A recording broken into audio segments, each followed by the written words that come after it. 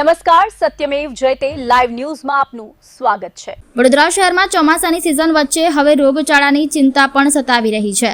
વરસાદી પાણી ભરાવા, મચ્છરો, ગંદકી અને બેવડી ઋતુના કારણે લોકો બીમાર પડી રહ્યા છે।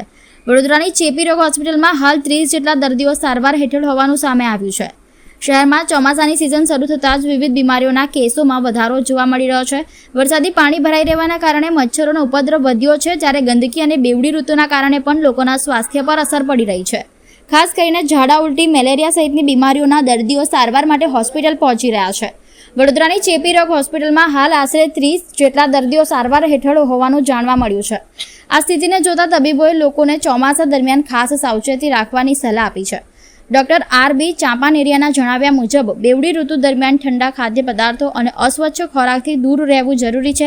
સાથે જ શુદ્ધ અને ચોખ્ખું પાણી પીવું અને આસપાસ સ્વચ્છતા જાળવવી જરૂરી છે। વરસાદી સિઝનમાં પાણીજન્ય અને મચ્છરજન્ય રોગોથી બચવા માટે લોકોને તકેદારી રાખવા તબીબોએ અપીલ કરી છે। જો અત્યારે ચોમાસામાં વરસાદ પડે છે, વરસાદ બંધ થઈ જાય છે અને એમાં રસ્તામાં ખાડા ખાબોચિયા ભરેલા હોય, એમાં મચ્છરનો ઉપદ્રવ થાય, વત્તા પાણી ખરાબ આવે, એના લીધે પાણીજન્ય અને મચ્છરજન્ય રોગો થાય છે। હવે એમાં મેલેરિયા, કમળો, ટાઇફોઇડ, ઝાડા ઉલટી જેવા કેસો અમારે ત્યાં આવી રહ્યા છે। હવે જુઓ, મચ્છરના કરડે એનું ધ્યાન રાખવાનું, મચ્છરદાનીમાં સૂવું જોઈએ અને ચોખ્ખું પાણી પીવું જોઈએ। ક્લોરિનેશન કરેલું અથવા તો પછી ઉકાળેલું પાણી પીવો તો આ રોગ ના થાય।